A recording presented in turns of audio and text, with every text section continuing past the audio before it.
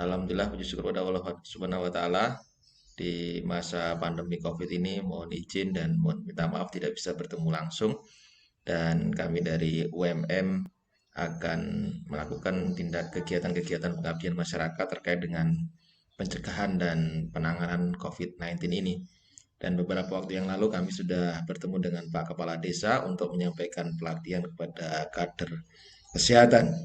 Sebenarnya kami ingin sekali untuk bertemu langsung dengan ibu-ibu kader di Desa Pujon Kidul, namun karena kondisi pandemi yang semakin hari semakin mengkhawatirkan ini, maka untuk menjaga keamanan kita bersama, saya mohon izin tim kesehatan dari UMM dalam pengabdian ini menyampaikan pelatihan penguatan kader untuk bisa menyikapi terkait dengan pandemi ini dengan video ini. Baik, ada 5 materi yang akan kita sampaikan dan tentu saja durasi video yang akan kita sampaikan ini tidak terlalu lama dan akan kita sampaikan satu tahapan.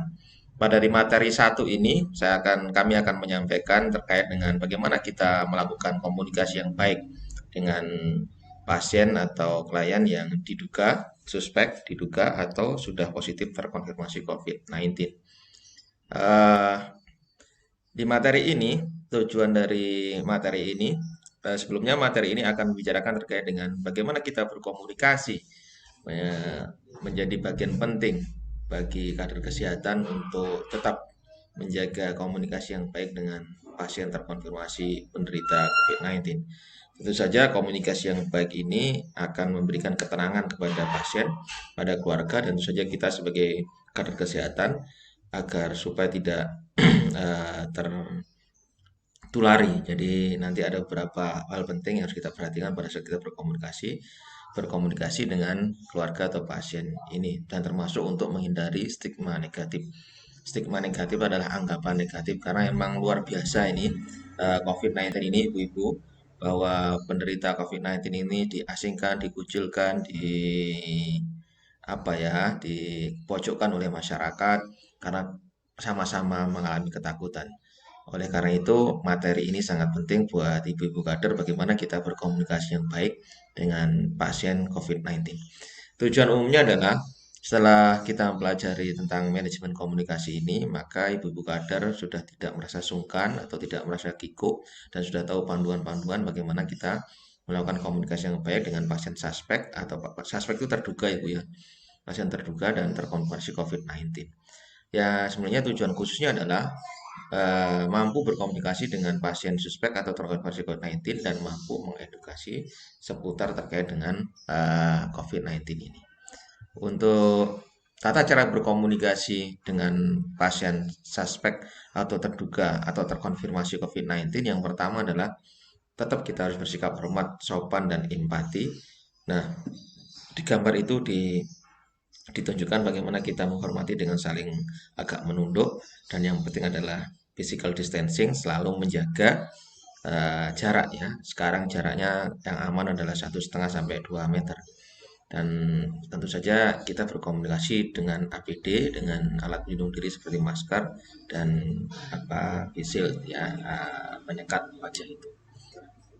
Terus seterusnya yang nomor 2 itu bagaimana trik berkomunikasinya adalah yaitu kita dengan mendengarkan pertanyaan dan kekhawatiran pasien dengan penuh perhatian. Memang benar, Pak, kita saja yang tidak sakit, apalagi pasien itu yang sudah positif COVID-19, itu mereka akan merasa shock, stres, sehingga apalagi disuruh isolasi mandiri, itu menjadi persoalan yang memang harus kita bantu. Tentu saja kita harus juga melindungi diri kita.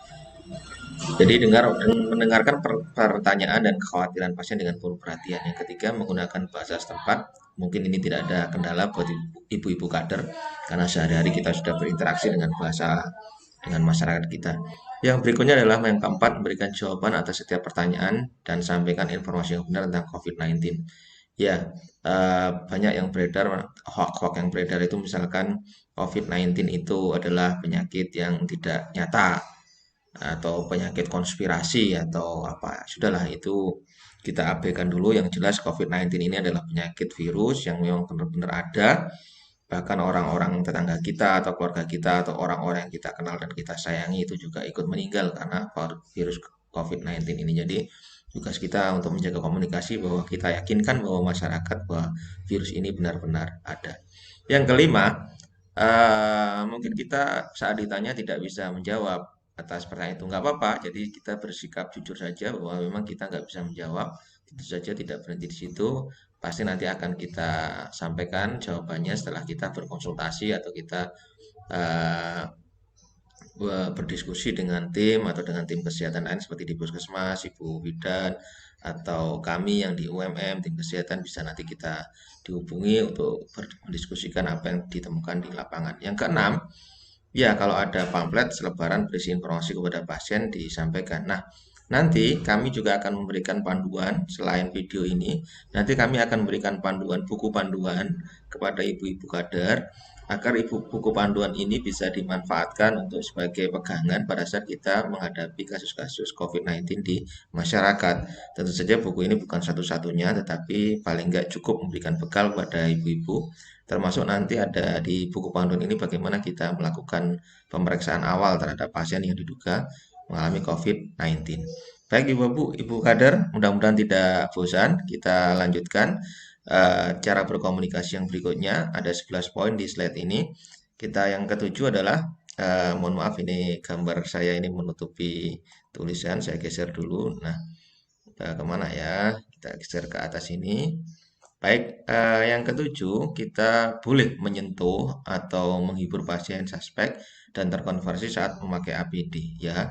Kita tahu bahwa penularan virus COVID-19 ini adalah dari percikan ludah, dari batuk, dari bersin, maka kita harus berhati-hati apabila mau menyentuh pasien. Memang sentuhan ini kadang-kadang penting untuk menenangkan pasien yang panik dan cemas dengan kita memegang pundaknya, dengan kita menepuk bahunya supaya lebih memberikan semangat ya. Iya, asalkan kita sudah memakai APD yang cukup yaitu masker, face shield dan sarung tangan yang diperlukan dan tentu saja kita tidak lupa kita selalu memakai hand sanitizer. Yang kedelapan, kumpulkan informasi yang akurat, data pasien, nama, tanggal lahir ini penting sebagai pencatatan. Jadi kalau ada pasien di apa sudah dinyatakan positif atau diduga positif COVID-19, kita melakukan pendataan. Nah, nanti di materi yang ketiga nanti akan kita sampaikan bagaimana kita melakukan pendataan ini. Yang ke-9 itu adalah menjelaskan prosedur COVID-19 di fasilitas pelayanan kesehatan seperti isolasi dan pembatasan jumlah pengunjung.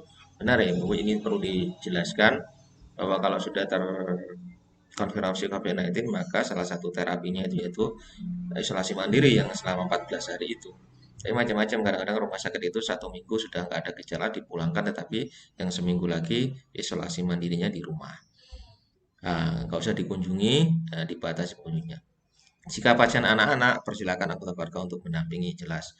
Karena anak-anak sehingga perlu dampingan dari ibunya atau bapaknya. Sampaikan perkembangan kepada pengunjung dan keluarga saat ada kesempatan. Boleh. Jadi mungkin keluarga juga akan menunggu berita terkait dengan COVID-19 itu, maka ini juga harus kita lakukan. Ya, Bapak, selanjutnya Ibu-ibu kader, ini kita akan menyampaikan terkait dengan informasi seputar COVID. Seandainya nanti ada yang bertanya di masyarakat, apa toh itu COVID-19? Sampaikan saja bahwa COVID-19 adalah penyakit karena virus baru namanya coronavirus yang sebelumnya tidak ada di manusia karena memang ini virus ini sebelumnya ada di binatang kelelawar ya.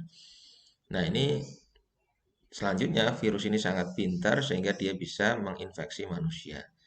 Apa gejalanya? Gejalanya yang paling sering adalah seperti flu biasa, yaitu pilek, sakit tenggorokan, batuk, dan demam. Tetapi ada beberapa kasus yang sangat parah sehingga dia sampai sesak nafas. Nah, saat ini dalam masa-masa seperti ini kalau ada yang batuk, pilek, dan demam, ada sesaknya, maka kita harus curiga dan harus segera kita laporkan kepada petugas kesehatan yang berwenang untuk segera dilakukan pemeriksaan lebih lanjut. COVID-19 itu paling mudah menyebar. Bagaimana penyebarannya? Paling mudah menyebar pada saat ada batuk, bersin, dan percikan ini melalui nafas, melalui udara. Sehingga kenapa kita harus pakai masker dan face itu dan jaraknya 1 meter, 1,5 meter, 2 meter. Itu kalau ada kita nggak tahu kan siapa yang kita hadapi itu batuk, bersin sehingga tidak sampai percikan ludahnya itu sampai ke wajah kita.